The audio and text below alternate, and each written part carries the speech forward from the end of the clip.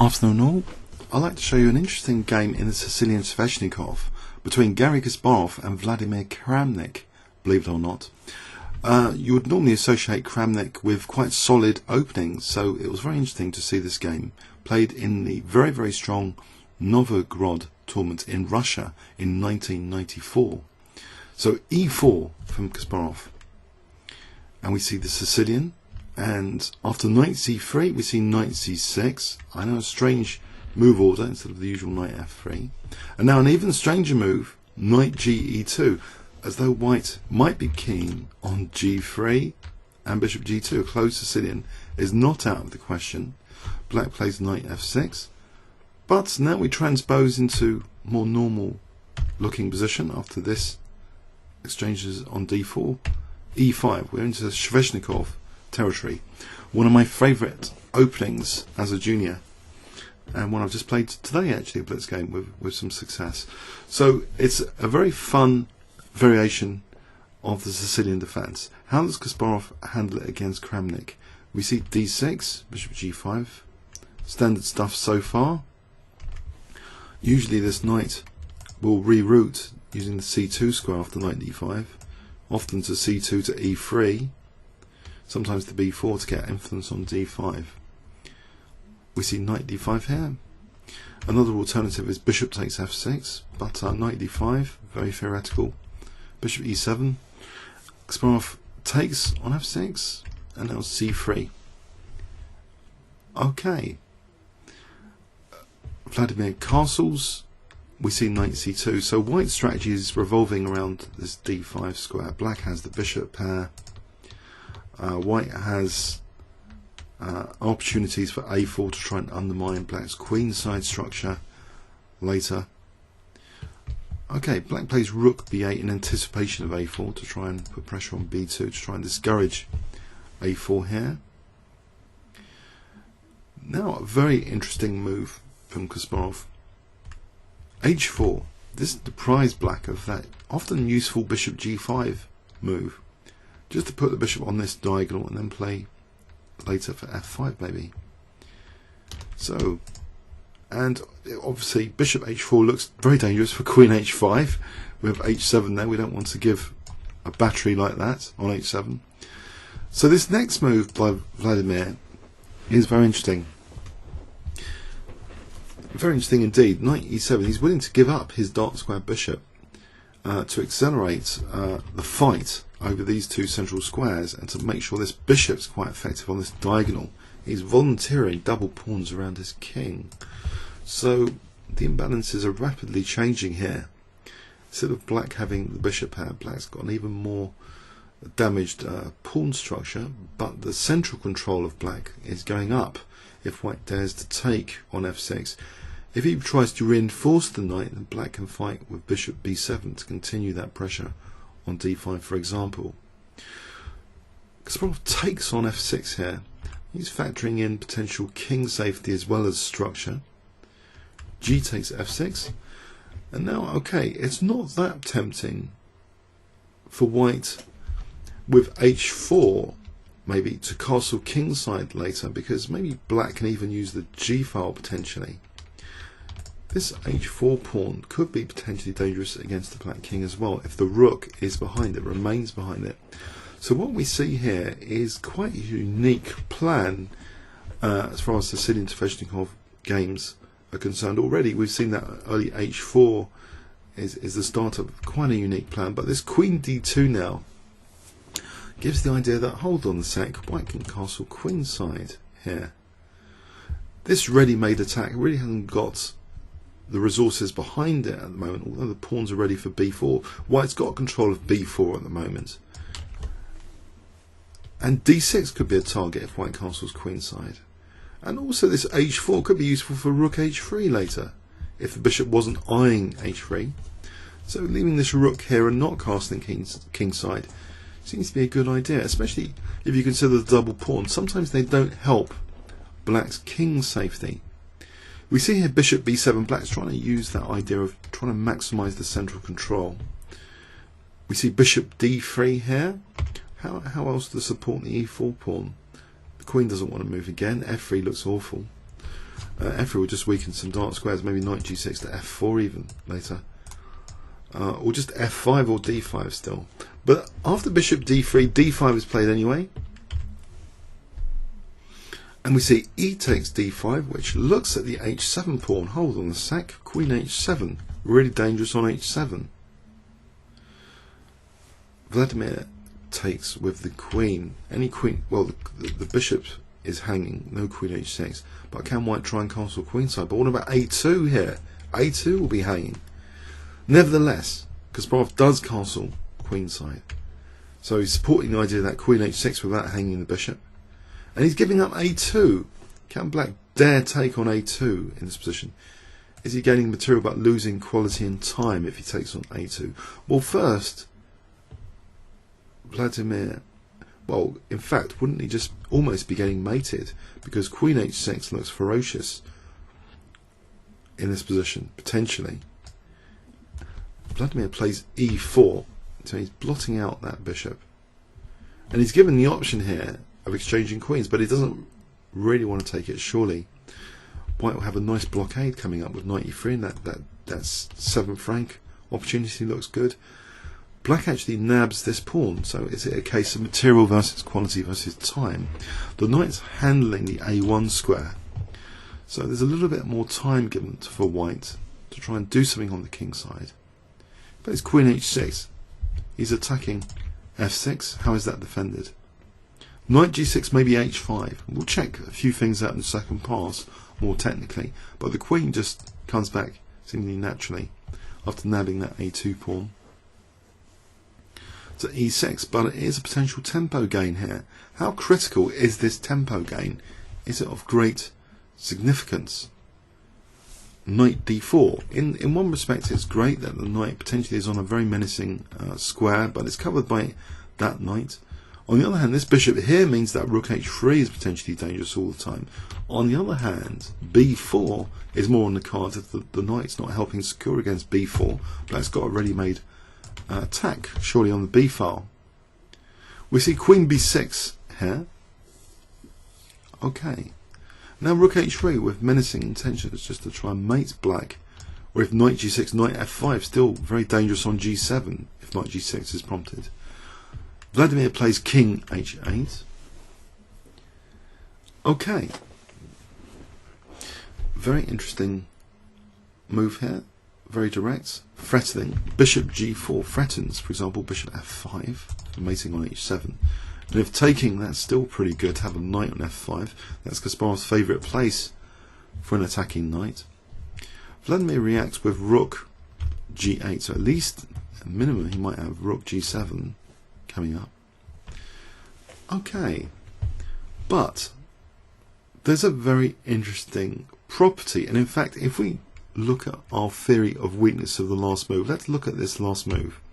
Rook f8 to g8. Now imagine, even if the opponent had spent half an hour or an hour on this position and came up with this move, you can do this trick in chess. You can look at the weakness of the last move, and you can combine that naughty pedanticness with forcing moves which create this layer of independence. What forcing moves are associated with the rook not defending f7?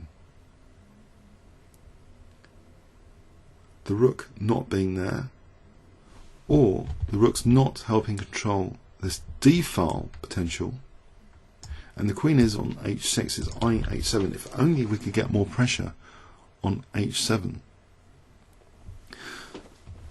There are no clearly winning forcing moves here, surely, and black is threatening the bishop as well. Doesn't this bishop have to move in this position? Interesting. This next move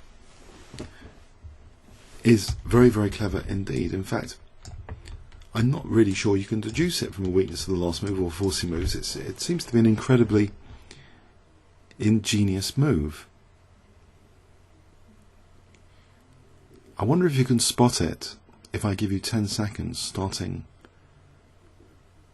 from now.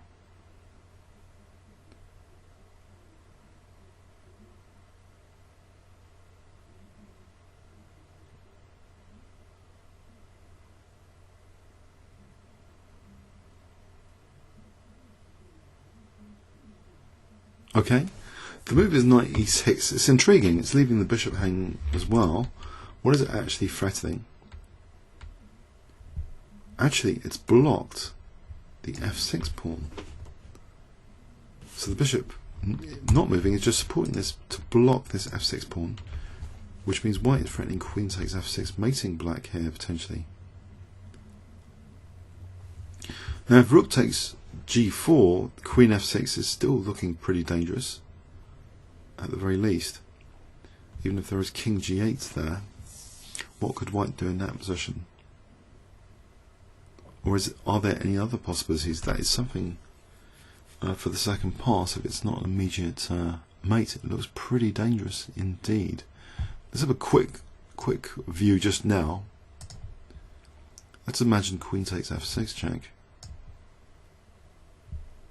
King g8. In this position, is there a clear winning move?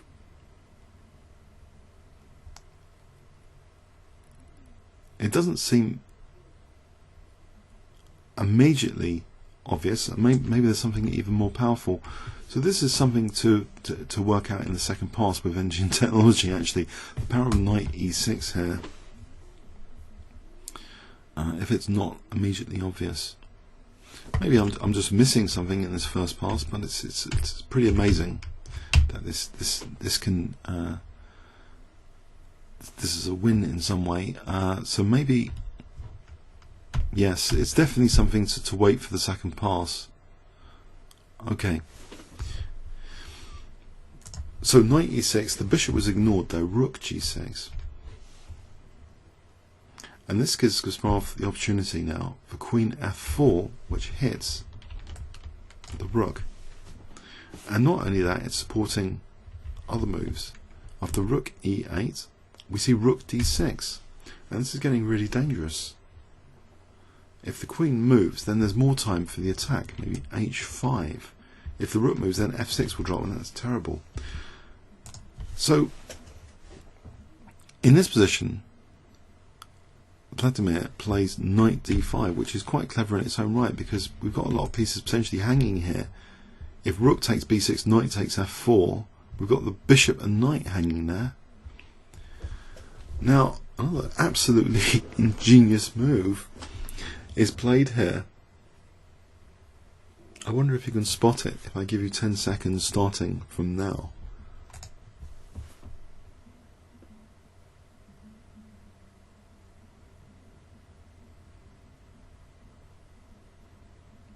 Okay, Kasparov with loads of pieces potentially hanging here plays a queen sack. He plays h5.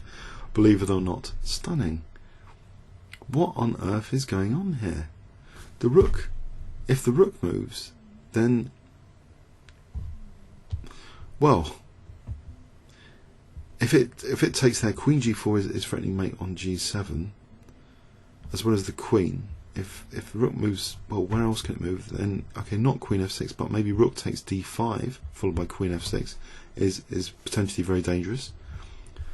So it doesn't look as though the rook can move, because rook d5 and rook queen f6 is horrible to face. So the queen sack has to be accepted. We're running into a forcing a move sequence here. Very powerful one. And this all started because of that knight e6, which is difficult to fathom. It seems that maybe there's something obvious about it, but this position is quite amazing. How Kasparov's pieces have infiltrated, and he's now doing his queen sack with everything hanging. So knight takes f4. So what's the point? Hg. And now the point's starting to be revealed. Okay, this rook is going to be able to take here, but this queen's still hanging here. So why not take that rook? What else is there? Also potentially, maybe even g7 is potentially useful, but rook b6 is also, knight takes h3, rook takes b6 looks dangerous, fairly dangerous because it's on the bishop. So the queen takes the rook, and we see a forcing move sequence. Rook takes h7 check, king g8. And Kasparov is now playing g takes f7. He's promoting a queen, taking the rook at the same time. So here, in this position, he's getting some material back. Knight takes e6, and if he wanted to, well, queen f7 is knight g7. So if he wanted to take on e6, he'd be okay. That's not the move that was played. A much stronger move was played here. He wants to try and get a material advantage, if nothing else, or king safety, exploit king safety. So temporarily a piece down in this position. He plays check. We see king g7 only move. Check. Forcing the king onto a dark square. Check. And it's become clear that he's getting his material back. But he doesn't even want his material. He doesn't want the queens coming off. He just plays bishop takes e6. And this is really dangerous for black. All the time he's stopped any queen f4 checks. The queen is on that f4 square. And it's difficult for black. What does black actually do here? Where does the queen go without being lost in this position or getting mated? Say the queen goes off, then queen f7, queen d7. The queen can't go off to protect. It's got to protect f7 against queen f7 and queen d7. So in this position, only a pawn down, but it seems really, really bad. Vladimir plays queen f8, which doesn't help the situation of the bishop d7. He's losing his queen with this deflection. He resigns here. An amazing game. Really went off the roads uniquely with this h4 and this queen d2. Very interesting game, very interesting Sveshnikov. Let's have a look again at the game with the help of engine technology from the start. Let's go past the book part. Okay, so this book kind of position. What's interesting as a Sveshnikov player is maybe the frequency of h4 here will be interesting to check. Bishop e2 is the usual kind of move, apparently 94 games, a4 24 games, bishop d3 21, g3 9. h4 is only, is it rare bird? Hold on, I'm getting more stats up now. Nope, h4 is actually the second most popular, the leading exponent being Kasparov, clearly, Polgar, Shabalov. So 171 games now, 271, 309 games, okay, quite a few games with h4 here. The most common is bishop e2, 497 games. So we haven't gone off the roads just yet. Okay, bishop e2 the most common, h4 second most common to stop this bishop g5. So this is against this rook b8. If black hadn't played the rook b8, okay, let's just step back a little bit further. So if black's not taking out the option for bishop g5, then it can be prevented with h4. Now this rook b8 move, here on the reference database, and there's quite a few games with bishop g5 in this position. So it's like the omission of bishop g5 has been punished by Kasparov's h4. Rook ab8 is 579 games though, still the second most popular move to try and discourage a4. Okay, so it's interesting. So bishop g5, actually 1364 games, so it's by far the most popular move, rather than rook ab8. So the option actually literally deprived with h4 here of playing bishop g5. And then we see knight e7. So is knight e7 a rare bird in this position? It might be one of the most common moves actually. Bishop e7, 135 games. a5, 54 games. Knight e7, 50 games. Very common. Leading exponent Kramnik. Then we have Lautier, Benjamin. So third most popular, just with a5, 54 games. So bishop e7 is the most popular. Maybe still with the plan of f5. So knight e7. And then we see taking on f6. So Kasparov took on f6 in this position. Okay. So g takes f6, queen d2 now. How often has queen d2 been played in this position? 7 times. Bishop d3, the more common move. Kasparov's played bishop d3 as well. About queen d2, 7 games. Okay, queen d2, we're going off track. Bishop b7, and 3 games for bishop b7, 3 games for f5. Benjamin's played f5 before. Okay, so we see bishop d3. I think we're really starting to go off track, theoretically. d5 just been played twice before. There was also a game in 1987, king h8, and also a game in same year as this game, d5, another d5 game, which was a draw. So we've gone off track, so let's stick with the engine now of the theoretical debate. So e takes d5. Now on bishop takes d5, I'm pretty sure this is too risky, for obvious reasons, or not. Or is black's resource e4 important? I think queen h6, we just play e4, I guess. Still white's better there, but okay. There's other moves anyway. So in this position, queen takes d5 was played. And white castles queenside, offering the a2 pawn, so offering material for some quality and time. That's not taken immediately. We see move e4, which is given just the same as queen a2. Queen takes a2. It's taken now. If black did take on d2, I'm not sure that's any good for black. White's just a little bit better here. It's going to have knight e3 in a comfortable position. Look at the damaged pawn structure, control of the d file here. G3 to rule the knight out of f4 soon. So the pawn was taken, okay, and we see queen h6, queen e6, knight d4 forcing move, queen goes to b6, where else? It doesn't want to be a target on the d file, can't come over here. Seems there's not too many squares. If it goes to c4, that looks, well, actually bishop just takes it there, can't go to b3, doesn't really want to go back to a2, so there's not too many squares. So queen b6 seems logical. Okay. Keep an eye on things from b6. And we see the move rook h3, which prompts king h8. Only move, I think. If knight g6, I think we just kick the knight out of the way with h5. Or knight f5, no, crunching on g7. End of game, straight off the bat. The knight's got to guard f5 here against knight f5. So king h8 seems absolutely logical. Bishop g4, and the engine is thinking it's okay here. And now, after rook g8, we have this mystery move, knight e6, which I just could not fathom. This is just unbelievable. What is this about?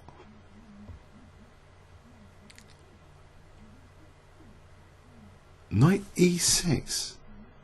The engine is not finding knight e6. It's one of those passionate moves again that some engines are just, you give them a huge depth, they will not find. Why was it so dangerous for Vladimir Kramnik for knight e6? What is going on here? Leaving the bishop and the bishop. The engine is saying, move the bishop, it's been attacked. Move the bishop to f5. Or move it to e6 even. There's another interesting idea. What's going on with this e6 square in this position? So we see knight e6 instead. First off, what is going on here with rook takes g4? Is that really clearly mating? Is this so clear cut? Now, I'll be honest with you, I was thinking this is some kind of fishing pole trick as well, but I didn't want to mention it. I don't know. It was brewing there that knight g5 might be plausible in some position. But it seems indeed that the fishing pole knight g5 type move to leverage this rook is stronger than queen takes f6. Queen f6 would be harmless here. This is a red herring. This is a harmless position. We can prove it here.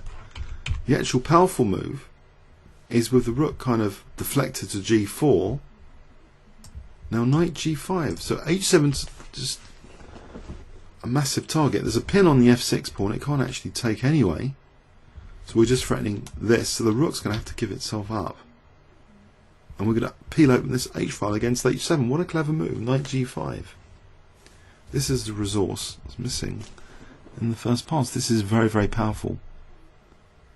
Don't want to give up the queen with fg. So what does black do about this simple threat of queen h7? It's ridiculous. Ridiculously simple. Okay, let's go with rook g5. hg. We're on h7.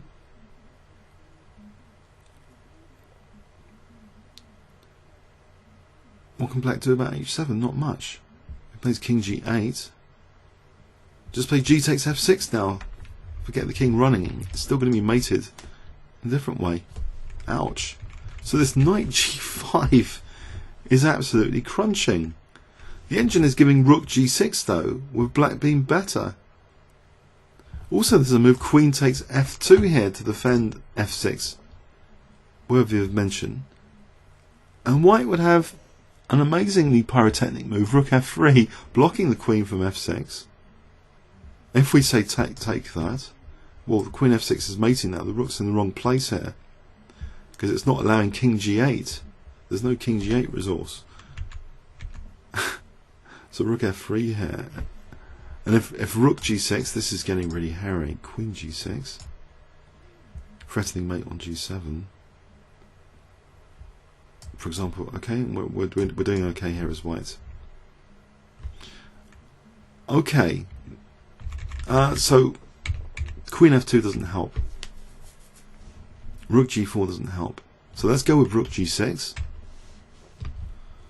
And now we see queen f4, forcing move, but the engine still thinks black's doing fine. At this depth, anyway. Rook e8. And then all of a sudden it's changed its tune after rook e8. Was that the blunder? Was that the blunder of the game to play rook e8? Really? That was the horrific blunder.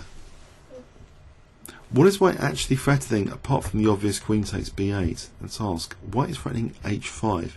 So black's got to be somehow extremely resourceful to suppress the obvious threat of queen b8 and the less obvious, more subtle threat of h5, which is sort of obvious as well.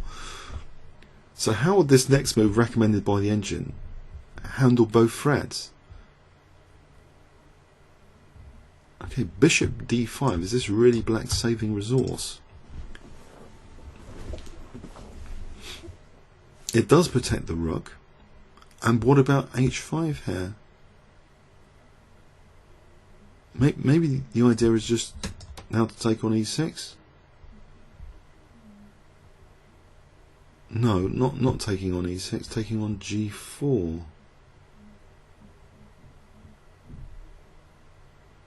Is apparently okay. If black takes on g4, then everything's pretty harmless. We've got that g8 square for the king. And this is bad news for white. Where is white's attack? Bishop d5 is blocking that d file for white. So does it actually refute Kasparov's play? That's the question. Bishop d5.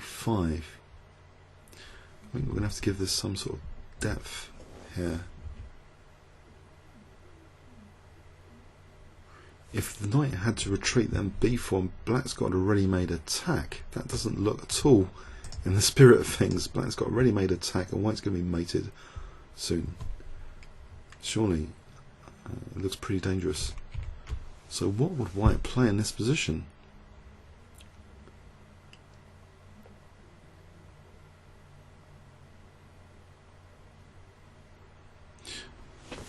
Bishop d5 is stopping a third subtle resource, of course, the rook coming to d6 that we saw in the game. It's off the board now, that rook d6 possibility. So the eviction of the knight on e6 is encouraged. Bishop h5 doesn't seem very convincing. Bishop takes e6. Bishop takes g6. Knight takes g6, queen takes f6, king g8, h5, trying for a mating net or something for h6. We have bishop takes h3, attacking the queen, rook d6, we're still trying for this h6, or hg. What's the point here? The point here is h6, queen e5 refutes, it protects g7, ouch. So, I don't know. This bishop d5 might have been a really good saving resource if only black could have found it. It does seem to put white on the back foot. Is this Kasparov game slightly unsound? I challenge you to put this in your engines. I'll put this PGN in the description of the video. Do you want those with great hardware? See if you can break bishop d5 here as a defensive resource. So in the game, black just crumbled, rook e8, and it's end of game basically. That's how critical this is. Because eventually I think the engine twigs. Rook d6 is a cruncher. You see it twigged there at depth 15. That rook d6 is an absolute cruncher. I mean, it's spotted the queen sack possibility. So rook d6, and this is pretty bad. Pretty bad news. If the queen goes away, then h5 anyway is really dangerous. Let's just demonstrate that. Say the queen just went there tokeny h5. Rook takes g4. Queen takes f6 is strong here rather than queen takes g4. King g8. And in this position, this knight g5 rears its head again, threatening queen f7, queen h7 mating. And also I think there's h6 here on the card, so say rook f8, we just play h6, surely mating on g7. Ouch. So that's absolutely crunching. The queen cannot move, I believe here. Queen cannot move because of h5. So knight d5 and h5 anyway, the outrageous h5 anyway. And this is all looking good now. It's all looking good. This forcing sequence is looking good for white. So maybe black missed his chance, but maybe that's an engine challenge for those with great hardware to see if that bishop d5 resource really stands up. Here, this forcing sequence is better for white. Now, there's not too many options for black. Bishop f5, the absolute strongest move. So queen g6. Queen f6. Bishop e6, the strongest move. Could black have played anything else not to lose the queen? Say b4. Check. Taking the bishop. This ending is okay for white. It's doing very well. It's winning. So not as dramatic as the game continuation. So you want to leave the pieces exactly as they are, because otherwise you're going to lose the queen. The pieces have to be left, and yeah, b4 is not very nice. And if bishop a8, then this g pawn can simply be pushed. What is black doing here? If queen d3 here, trying to get some checks. Check. g5. These checks just run out, basically. King goes to b3. Comes in even. Looks a bit scary.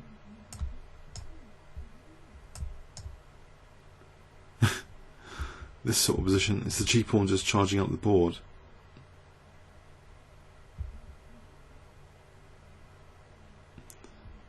Can we not, if we play g6, bishop, yeah, okay. So technically, yeah, maybe black could have played on with a move like bishop a8. So bishop a8 would force Kasparov to play on maybe a little bit. In the game, this is just immediately losing to bishop d7 plus 11. Okay, fascinating game, just tactically rich in ideas. Critical moment. Was Kasparov's attack actually refutable with bishop d5 at some point?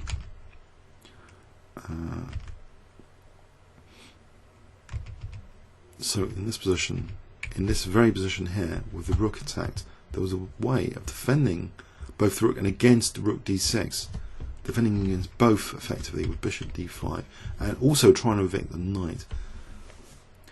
So that's a challenge for everyone on YouTube with great hardware. Does bishop d5 stand up here as a defense? Comments or questions on YouTube? Thanks very much.